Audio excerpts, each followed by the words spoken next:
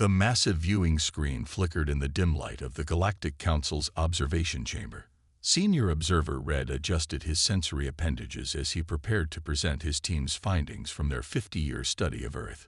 The chamber held the most powerful beings in the known universe, each representing advanced civilizations that had long since moved past the need for things like sleep or entertainment. Red activated the holographic display, showing images of humans going about their daily lives. "As you can see," he said with barely hidden contempt, "these creatures spend nearly a third of their lives unconscious. They call it sleep and claim it's necessary for their survival." A ripple of amusement passed through the chamber. The next image showed a human art gallery. They waste countless hours creating and observing what they call art. Images and objects with no practical purpose. Red zoomed in on a painting of a sunset. They recreate views of things they can simply look at with their own visual organs. Highly inefficient. A council member raised a glowing tentacle. What about their defensive capabilities? Red almost laughed. Practically non-existent by our standards. They have no natural armor, no claws, not even basic telepathic abilities. Their fastest ships can barely reach their own moon. They still use primitive projectile weapons that rely on chemical explosions. The images shifted to show humans playing sports, dancing, and making music. Perhaps most puzzling is their dedication to entertainment. They gather in large groups to watch others engage in pointless physical competitions. They create sounds they call music and move their bodies in patterns they call dance. Some humans spend their entire lives pursuing these meaningless activities. The council members exchanged knowing looks. This would be easier than they thought. Red continued, displaying images of human cities. They're divided into thousands of different groups they call cultures, each with their own beliefs and practices. They can't even agree on a single way of life. They constantly argue and fight among themselves over these differences. The council leader spoke, her voice resonating through the chamber. "These humans sound remarkably primitive. How have they survived this long?" "Pure luck," Red replied confidently. "Their planet has been relatively isolated and resource-rich, but they're rapidly depleting these resources. Our analysis suggests they'll destroy themselves within a few centuries if left alone." "And their technology?" another council member asked. "Laughably basic. They still rely on physical devices to communicate. Their most advanced computers use binary systems we abandoned millennia ago. They store data on magnetic disks and transmit it through cables and radio waves." Red displayed a chart showing the technological gap between humans and council races.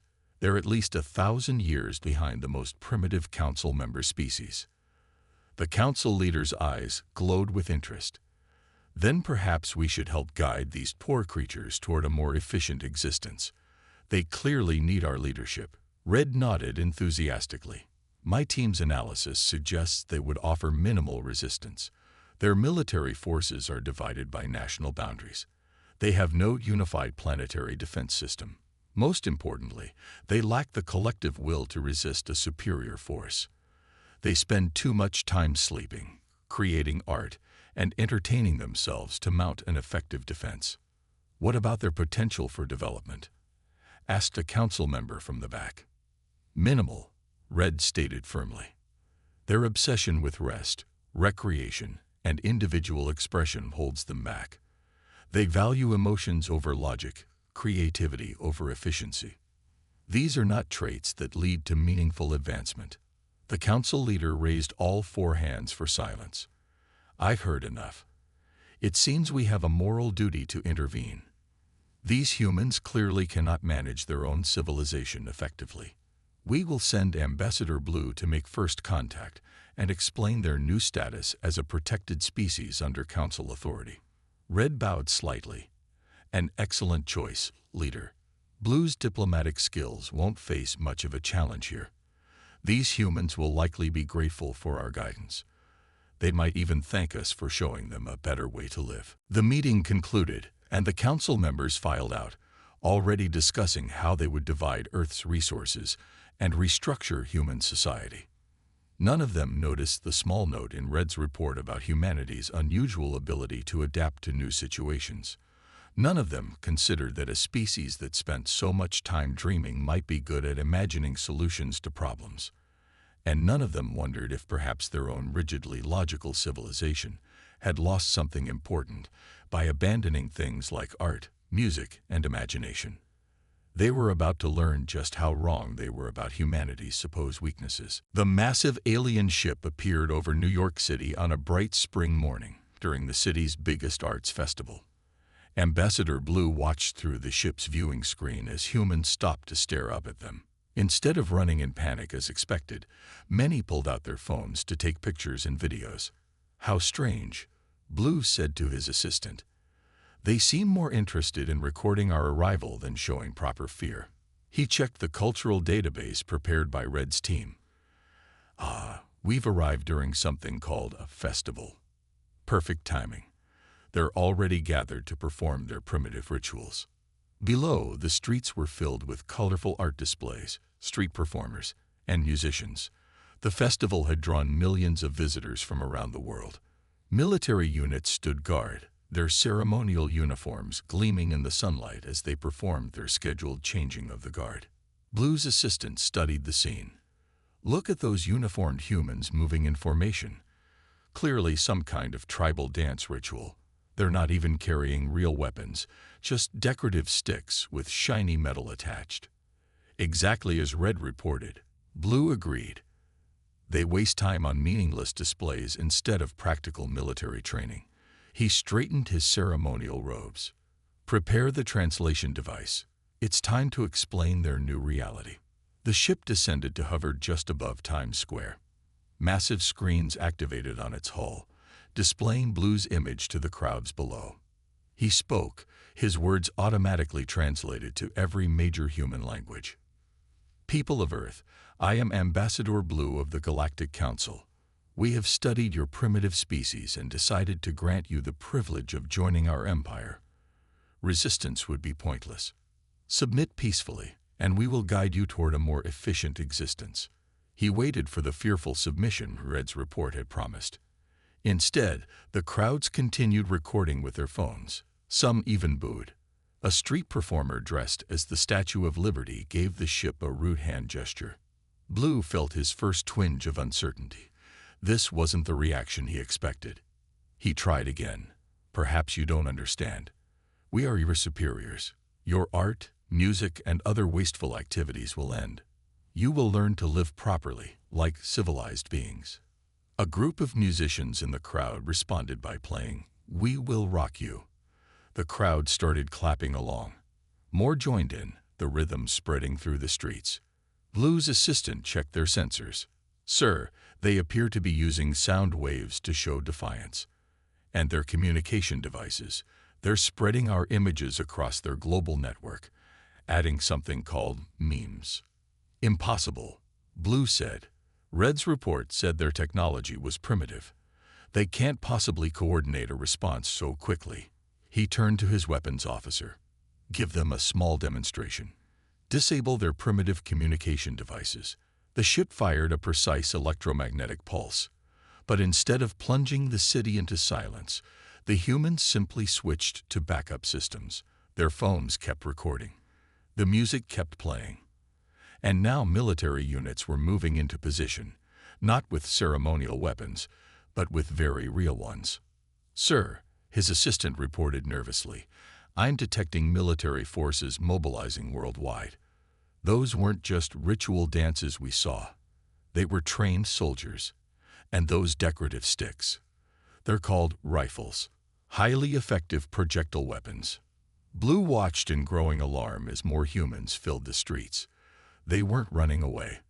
They were standing their ground.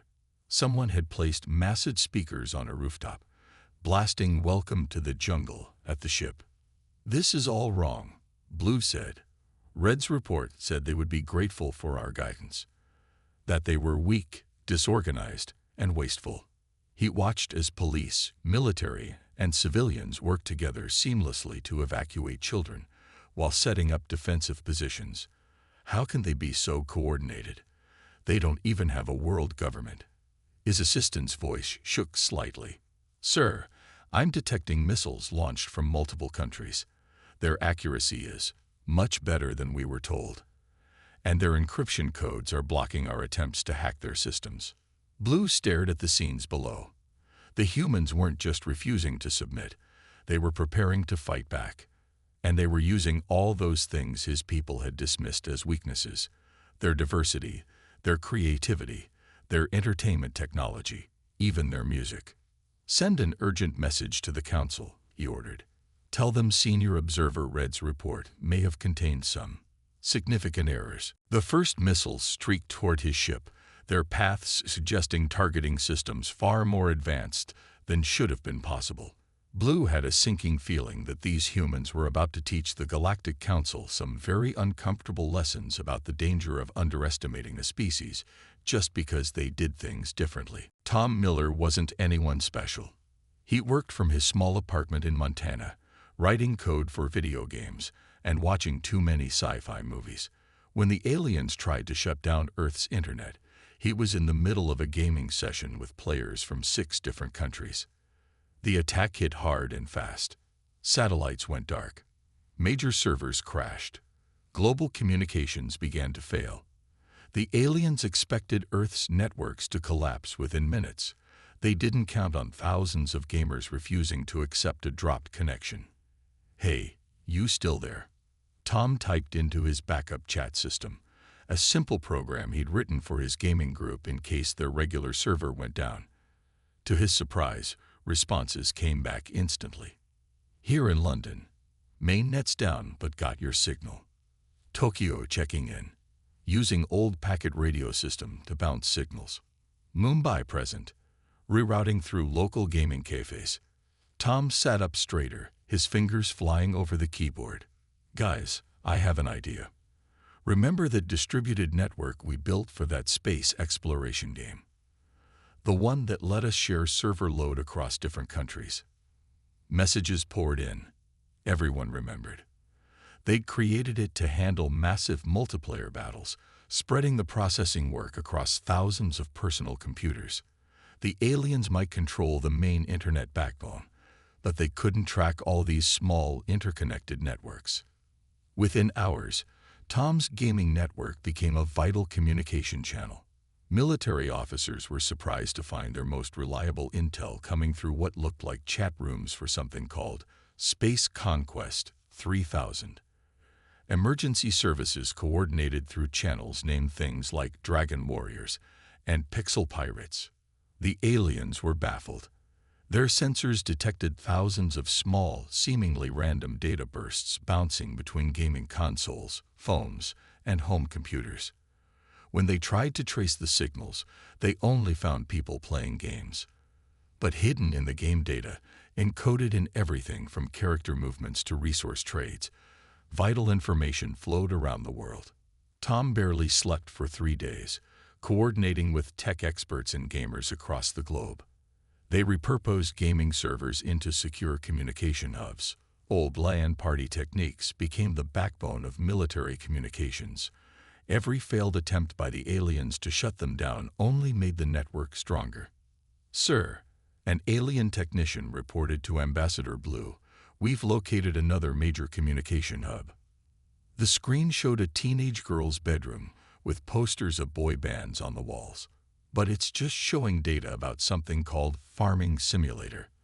These humans are still playing games while we invade them. Blue had started to develop a headache, something his species wasn't supposed to experience. How are they doing this? Their technology is supposed to be primitive.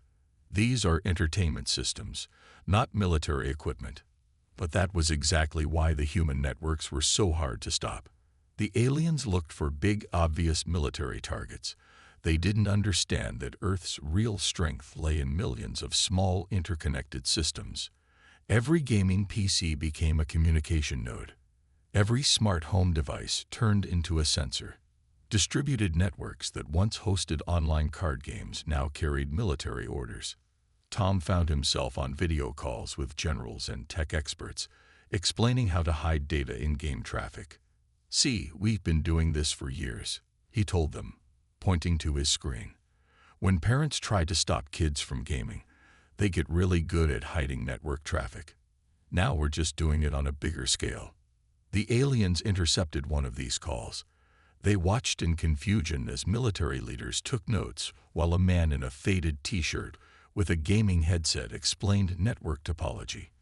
According to their intelligence, humans were supposed to separate work and entertainment. This mixing of games and warfare didn't make sense. But it worked. Every time the aliens shut down a network, 3 more popped up. Gamers who had spent years finding ways around regional game restrictions now used those skills to maintain Earth's communications. People who had built powerful computers to run the latest games now used them to break alien encryption. Tom stayed at his desk, coordinating it all, stopping only when his gaming friends forced him to rest. The aliens had thought humans wasted time on games. They never considered that gaming had taught humanity to solve problems, work together, and never accept defeat. As Earth's resistance grew stronger, Ambassador Blue received another report. Humans were now using their gaming networks to coordinate a global counterattack. And leading it all was a quiet programmer in Montana who had spent his life being told he was wasting time playing games. Lieutenant Kate Woods stared at the civilian drone hovering above her makeshift command center. Just 3 weeks ago, she had been using it to film nature documentaries. Now it was their best tool for spying on alien positions. The aliens had destroyed most military satellites, but they ignored the thousands of small drones humans used for everything from filming weddings to delivering packages. They're moving towards the power plant, she reported through the gaming network Tom had set up. The drone's camera showed alien forces advancing with their energy weapons, confident in their technological superiority. They expected the humans to be helpless once they cut off the power. Kate smiled. They were in for a surprise. The aliens struck at dawn, hitting power grids across the globe. They watched with satisfaction as human cities went dark. But their satisfaction turned to confusion as lights began coming back on almost immediately. Impossible, the alien commander said, watching through his ship's sensors. We destroyed their power infrastructure. How are they still operating? What the aliens didn't understand was that humans had been preparing for power failures long before the invasion. Every major hospital had backup generators. Solar panels covered countless roofs. And those were just the official systems. Kate's team had spent years practicing for disasters. When the aliens hit the main power grid, they simply switched to their backup plans. Car batteries powered communication systems. Bicycle generators charged essential equipment. In some areas, they even hooked up old gym equipment. People pedaled exercise bikes to generate electricity while keeping watch for alien patrols. Team 3, you're up, Kate called through her headset. Around the city, delivery drivers who knew every back alley and shortcut began their runs. But instead of carrying packages, they transported batteries, fuel cells, and solar chargers. The alien sensors looked for military vehicles, completely missing the network of bicycle messengers and scooter drivers keeping the resistance powered. In their ships above, the aliens watched in growing frustration as humans adapted to each attack. They had expected humans to panic when their comfortable technology was taken away. Instead, humans seemed almost eager to prove they could live without it. "Ma'am," one of Kate's soldiers called out, "the aliens are trying to jam our drone signals." "Switch to hobby frequencies," Kate ordered. "The ones kids use for their toy planes." Another thing the aliens hadn't considered: humans had been dealing with signal interference since they first invented radio. Every problem the aliens created had already been solved by someone trying to get better TV reception or a stronger Wi-Fi signal. The alien commander watched in disbelief as small flying devices appeared everywhere. Their energy weapons could shoot down military drones easily, but there were simply too many civilian drones to target. And humans kept using them in unexpected ways. Toy drones dropped small supply packages to isolated resistance groups. Camera drones provided live intelligence. Delivery drones created moving communication networks. Even the simple light shows that humans used for entertainment became signals and distractions. They're adapting too fast, the commander reported to Ambassador Blue. Every time we knock out their technology, they find a way to work around it. They're using children's toys as weapons. Kate watched through her drone's camera as the alien forces pulled back, confused by humanity's resilience. In their world, losing advanced technology meant defeat. They couldn't understand a species that could lose everything and keep fighting with whatever they had left. All teams, report status, she called out. The responses came back through a mix of repurposed gaming networks, hobby radio frequencies, and even old-fashioned signal mirrors. Team 1, operating on car batteries, all good. Team 2, solar backup running fine.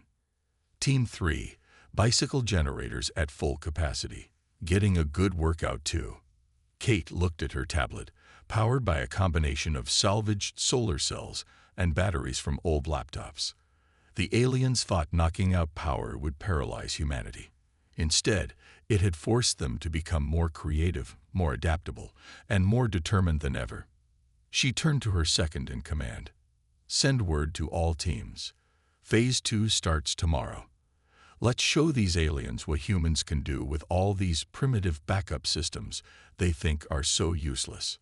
Above the city, thousands of small drones continued their patrols, each one a reminder that sometimes the simplest technology, in the hands of determined humans, could overcome even the most advanced alien weapons. The alien council members watched their display screens with growing concern. Their invasion, which should have been simple, had turned into a nightmare.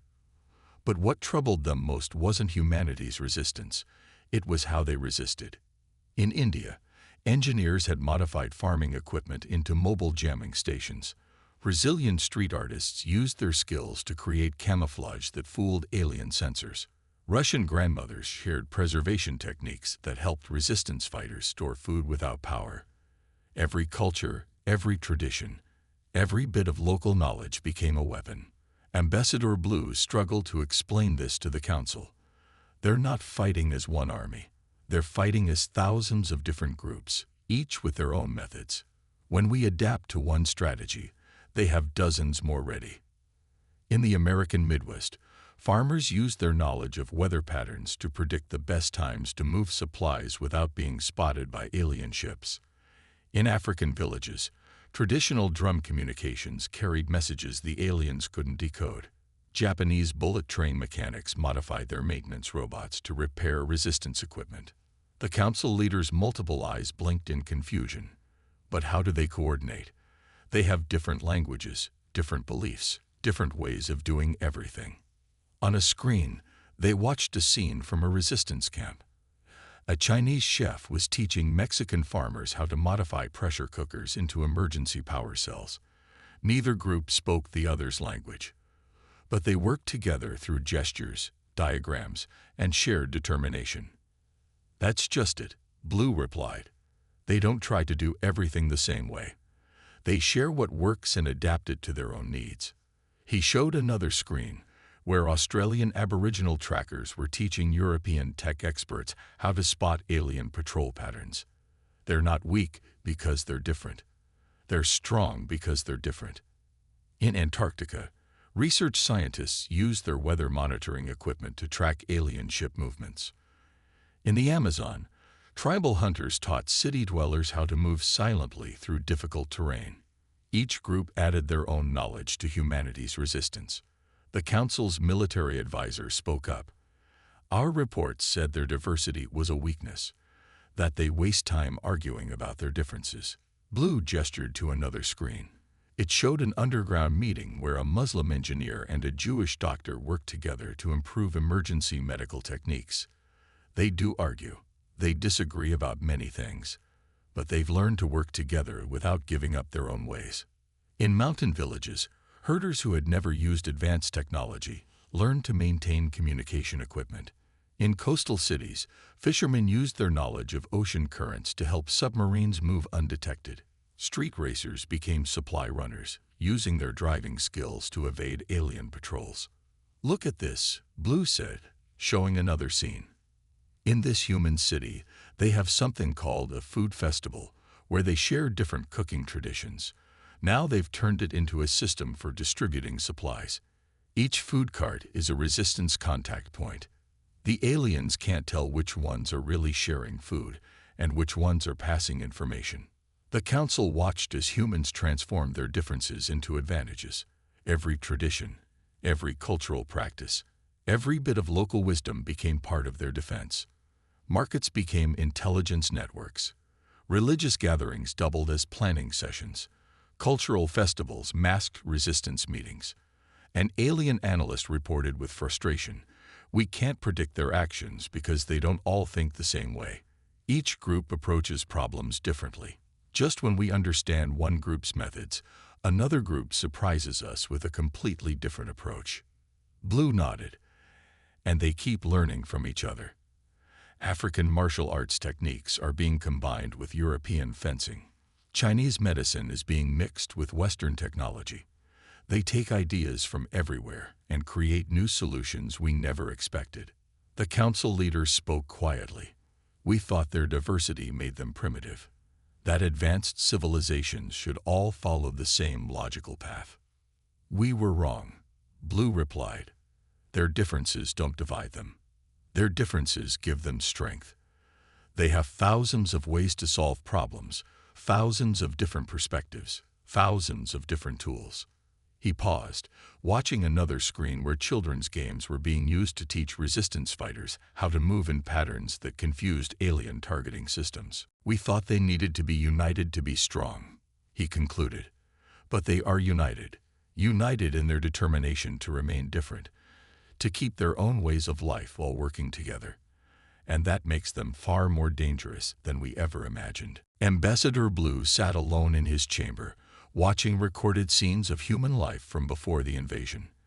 Things he had dismissed as wasteful now seemed different. He watched children playing, learning to solve problems through games. He saw people dancing, developing the coordination they now used in combat.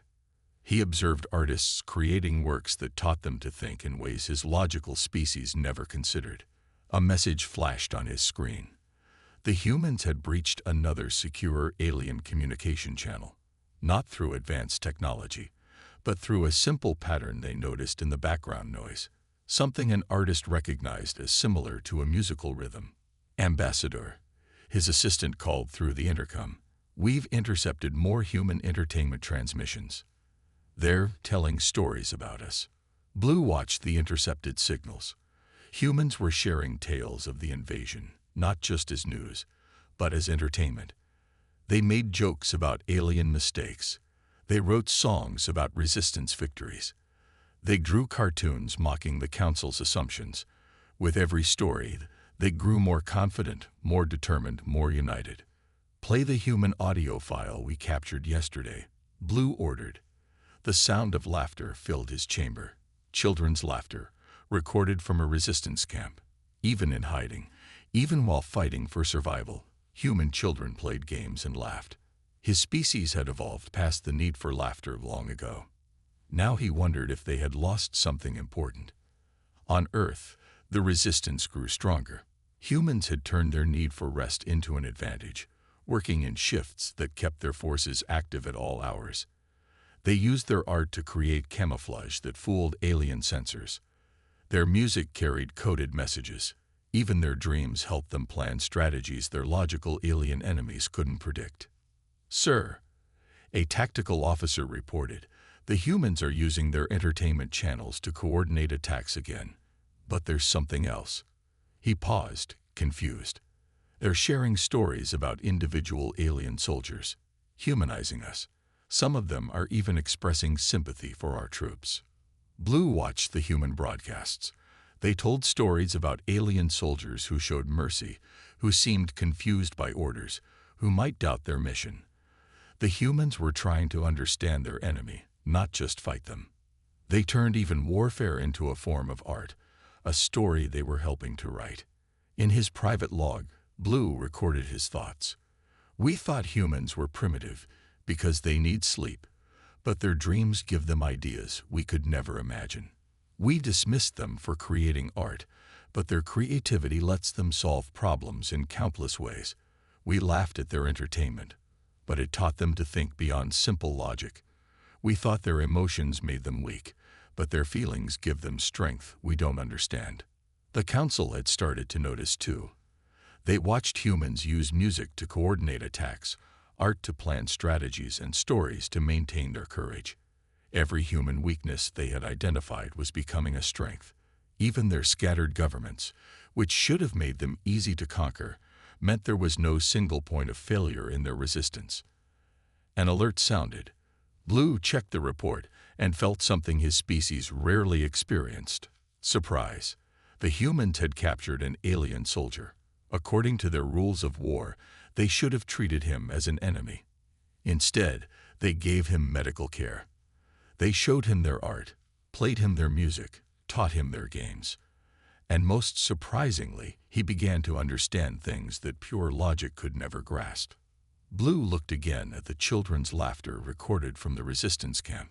His species had evolved toward perfect efficiency, eliminating everything they saw as unnecessary. Humans had kept these things: art, music, games, dreams, emotions, not because they were efficient, but because they were important in ways logic couldn't measure. In his final report to the council that day, Blue wrote, "We made a terrible mistake. We thought humans needed to be fixed, to be made more like us. But they are not broken. They are not primitive. They are something we used to be before we decided that logic was everything. And perhaps in becoming perfect, we have lost something they still have. Something that makes them stronger than we ever imagined possible." The massive alien warship hung dead in Earth's orbit, its engines destroyed by a coordinated strike that nobody on the council thought humans could achieve. Ambassador Blue stood on his command bridge, watching emergency lights flash across every screen. Thousands of alien crew members were trapped aboard, their lives depending on failing life support systems. According to the council's logic, this was the perfect chance for humans to strike a killing blow. The aliens would have done exactly that in their position. But humans, once again, did something completely unexpected. "This is Lieutenant Kate Woods to the damaged alien vessel." The communication system crackled. "We're seeing critical failures in your life support. We're sending rescue ships. Please don't fire on them." Blue stared at his screen in disbelief. "They're coming to help us? After everything we did?" Through the ship's windows, he could see human vessels approaching. Not military ships, but a mix of civilian rescue craft, modified space stations, and hastily adapted shuttles. Tom Miller's gaming network coordinated their movements, while teams worldwide worked together to figure out how to dock with alien technology. "Sir," his assistant reported, "the humans are sending medical teams. They're bringing equipment to help us breathe their air. They've even prepared food that won't poison us." The council watched through the ship's cameras as human rescue teams boarded. They saw doctors who had lost family members to alien attacks now working to save alien lives. Engineers whose cities had been destroyed now repaired alien equipment. People who had every reason to seek revenge chose to show mercy instead. "Why?" the council leader demanded, watching through the emergency broadcast. "Why would they help us after we tried to conquer them?" The answer came from an unexpected source: the alien soldier who had been captured and cared for by humans. He had insisted on joining the rescue mission, and now he spoke to the council through the emergency channel. "Because this is who they are," he said. "They don't just create art. They see the beauty in everything, even their enemies. They don't just make music. They try to find harmony even in conflict. They don't just tell stories. They want every story to have the possibility of a better ending." In the ship's medical bay, human and alien medical staff worked side by side. Human doctors learned alien biology on the fly, while alien medics discovered that human intuition could sometimes find solutions that pure logic missed. They didn't speak the same language, but they found ways to communicate through gestures, drawings, and shared purpose. Blue watched as human engineers used gaming consoles to interface with alien systems, while others rigged up bicycle generators to power critical equipment.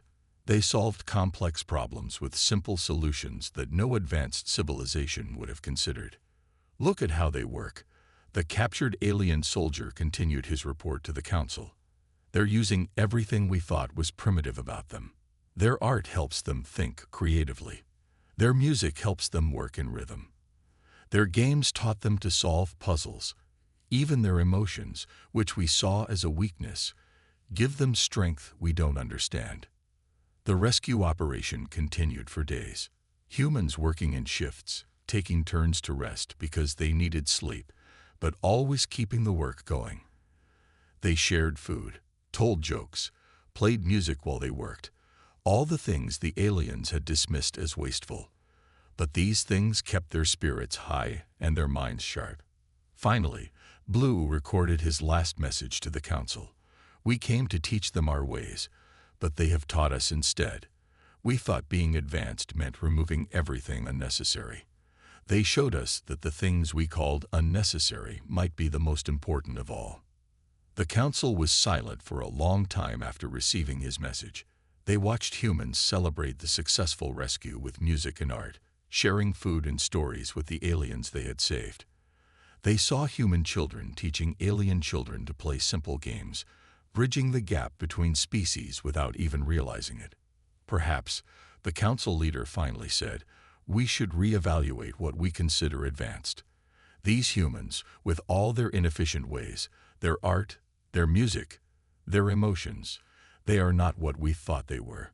They are something much more interesting, something we used to be, before we forgot why these things matter.